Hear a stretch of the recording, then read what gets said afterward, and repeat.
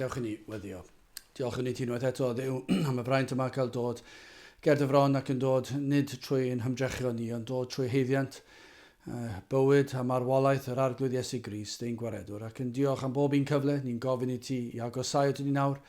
Y bydd y geiriau'r emynau yma yn peri i'n celonnau, i lamu oddi fewn, i lawenhau. Y bydd na ddiolchgarwch yn dod o'n heneidio wrth i ni ystyried ffordd echawdwriaeth. Bendithion amser nawr i ni'n gofyn hyn o trwy enw ac heiddiant ein harglwydd Iesu Grist. Amen. Hoffwn i edrych ar yr emyn pa le, pa fodd dechrau folianu'r Iesu mawr. Ac onid dyma fydde'r geiriau mwyaf naturiol byddai'n dod o enau Cristion. I rywun sy'n newydd oed i gredu, mi fyddech chi'n disgwyl geiriau fel hyn i fod, falle nid yr union eiriau fel mae'r emynydd wedi ddweud, ond fydd na rhywbeth tebyg, rhyw ysbryd fel hyn yn llifo, yn gorlifo allan o'r enaid sydd newydd oed i gredu. Y cwestiwn yma, y deheuad yma, o ddiolchgarwch, sut fedra i fyw? Os rhywun wedi dod i gredu, mi fydd na rhywbeth ynddyn nhw, oherwydd mae gwirth yw fe fydd na rhywbeth ynddyn nhw sydd yn peri, dwi am ddysgu mwy. Mae yna awydd gen i nawr i beidio wneud y pethau roeddwn ni'n arfer wneud, i beidio mynychu'r llefydd roeddwn ni'n arfer mynd, hyd yn oed ambell waith pan mae'r llefydd yna'n dderbyniol. Nid dyna'r pethau pwysica, ond yn sicr o'r llefydd sydd yna annerbyniol. Fydd y Cristion ddim yn gyffyrddus yna dim mwy. Fydd y Cristion ddim yn gyffyrddus treulio'r sabath, ddim yn ceisio gwyneb yr arglwydd. Fydd e'n gwybod mae yna rhywbeth ynddo fe, mae yna wyrth. Ac felly, mae'n naturiol y geiriau yma, pa le, pa fodd dechrau folianu'r Iesu mawr. Sut fedra i ddechrau disgrifio'r peth? Mae'r moliant sydd yn heiddiannol i'r arglwydd Iesu Grist, mor ardderchog, mae'n anodd gallu disgrifio sut fedra i wneud e. Pa le, pa fodd dechreuaf folianu'r Iesu mawr, olrheinio'i ras ni fedraf mae'n llenwi nef a llawr. Hyd yn oed wrth edrych nôl ar eich bywyd chi a chi'n gweld gwaith gras yn eich bywyd chi. Chi ddim yn gallu olrheinio fe, chi ddim yn gallu gweld i ddechrau fe, chi ddim yn gallu ddeall e. Mae'r peth y tu hwnt i bob deall. Y mae gras Duw mor anferthol i fod e wedi edrych arnom ni ac wedi trigarhau wrthyn ni. Ac felly i'r Cristion newydd ac i'r Cristion i'r sawl blwyddyn, mae yna rhyw fath o syndod yma, a ddim yn gwybod sut fedrwn ni ddechrau diolch iddo fe. Olrheinio'i ras ni fedraf, mae'n llenwi nef a llawr. Anfeidrol ydyw'r ceidwad, a'i holl drysorau'n llawn, di-derfyn yw ei gariad, di-fesur yw ei ddawn. A fe fydd y Cristion newydd, ond fydd y Cristion eiddfed, os ni'n gallu defnyddio'r term yna, yn dweud yr un peth. Mae rhywbeth am natur y diwdod, am natur y gwaredwr, anfeidrol. Mae rhywbeth ti o di'n deall ni ddim yn gallu deall hwnna. Mae i faint i dragwyddoldeb mae i nerthau, mae i holl alluog, mae'r cyfan tu hwnt i unrhyw beth fedrwn ni i ddisgrifio. Mae drysorau fe. Mae nhw gymaint, mae fendithio yna mor fawr, mae gariad tuag ato ni, mae dosturi tuag ato ni. Mae'r ffaith bod wedi achub ni yn y lle cyntaf ar ôl i ni wrthod i wahoddiadau, i gredu, i droi ato tro ar ôl tro. Ac eto mae gariad mor anhygol ac mae ddawn mae e'n abal i wneud yr hyn sydd yn amhosib. Mae'n mynd ymlaen gyda'r emynydd. Trigaredd a gwirionedd yng Nghrist, sy'n nawr yn un cyfiawnder a thangnefedd ynghyd am gadw dyn. Mae'r efengil fan hyn yn diwedd. Mae trigaredd a gwirionedd y cyfan i'w gael yn Iesu Grist. Os ych chi eisiau sicrwydd cadwedigaeth, dysgwch am Grist. Dyna beth ni'n deall. Os ych chi am drigaredd, os ych chi am faddeuant, os ych chi am sicrwydd bywyd trygwyddol, ble allwch chi droi?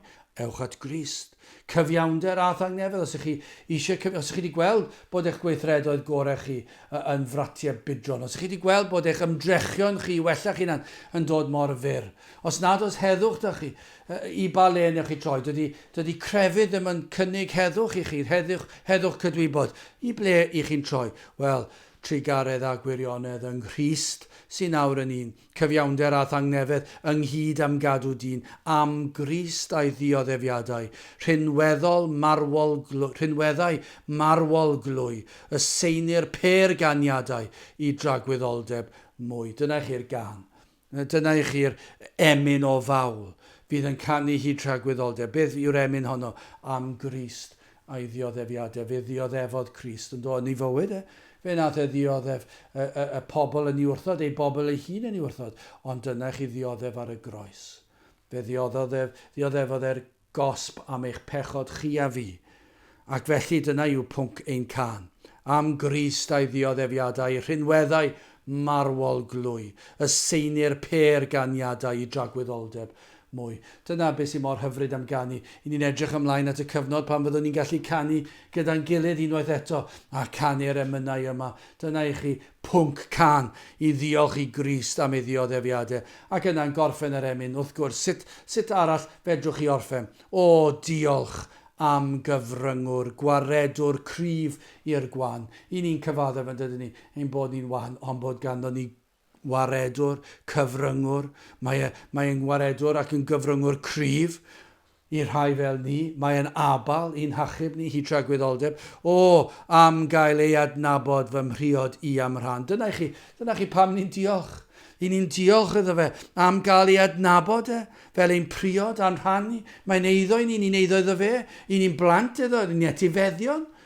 Oherwydd yr hyn y mae wedi wneud i ni. Mae'r cyfan yng Nghrist. Fy ngwisgo, be mae wedi wneud? Fy ngwisgo a'i gyfiawnder yn hardd ger bron y tad. Mae tu hwnt i'n dychymyg ni'n dweud. Pan ni'n cofio am ein pechodau ni, am ein balchder ni, am ein chwantau ni, am ein gwendid ni, am ein crwydro cyson ni. Ac yna, i ni'n cofio. Beth mae wedi wneud? Fy ngwisgo a'i gyfiawnder yn hardd ger bron y tad. Mae pob Cristion yn bechadur, ond yn bechadur sydd wedi orchuddio'n llwyr a chyfiawnder Crist. Felly yng ngolwg Duw, i ni'n berffaith yn dyn ni. Wrth gwrs i ni ddim yn berffaith. I ni'n pechu ac ni'n fethu fe dro ar ôl tro. Ond yng ngolwg y tad, i ni'n berffaith gan wedi'n gorchuddio'n llwyr a chyfiawnder a pherffeithrwydd Crist. Cyflawnodd e'r gyfraith yn ein lle ni. Dyna sut i ni'n Gristnogion. Mae Iesu Grist wedi cadw'r gyfraith. Mae wedi bodloni gofynion y tad. Mae wedi cymryd y gosb yn ein lle ni. Dyna pam i ni'n canu diolch iddo fe. Fy ngwisgo a'i gyfiawnder yn hardd ger bron y tad a derbyn o'i gyflawnder wrth deithio'r anial wlad. O, dyna chi anial wlad i ni'n teithio. Ond mae e mor llawn o fendithion. Wrth i ni deithio'r anial wlad. Mae yna addewidion i'r Cristion ei fod yn mynd i nerthu ni. Mae'n mynd i'n harwau ni, mae'n mynd i'n cadw ni, mae'n mynd i ddod yn un saff i'r nefoedd pan fydd ein ffydd yn diflannu ac yn troi'n olwg ac yn cawn ni weld wyneb yn wyneb. Dim syndod fod yr ymynydd yn dweud ar y dechrau. Sut fedrwn ni ddiolch? Ble ni'n dechrau? Pa le, pa fodd dechreuaf foliannu'r Iesu mawr. Ol rheinio'i ras ni fedraf, mae'n llenwi nef a llawr anfeidrol ydyw'r ceidwad a'i holl drysorau'n llawn. Di derfyn yw ei gariad, di fesur yw ei ddawn. Gadewch i ni weddio. I ni'n diolch i ti unwaith eto o Dduw am dy roddion tuag ato ni, am dy holl fendithion. Ac yn gofyn i ti o Dduw, helpa ni i dyfoliannu di fel ag y dylsyn ni. Ni'n ymwybodol mae gwan ydym, mae gwag yn aml yw ein geiriau ni, ni'n llawn rhagryth llawer rhy aml. Madde ni am hyn, helpa ni i fod yr hyn dylsyn ni fod, helpa ni i dyfoliannu'n di fel ag y dylsyn ni, i ddyrchafu di mewn geiriau ac mewn gweithred, y bydd ein bywydau ni yn fywydau o ddiolchgarwch. Ter di'n plith, gwna ni ar hyn o'r wyt ti am i ni fod, i ni'n gofyn hyn o trwy enw ac heiddiant ein harglwydd Iesu Grist. Amen.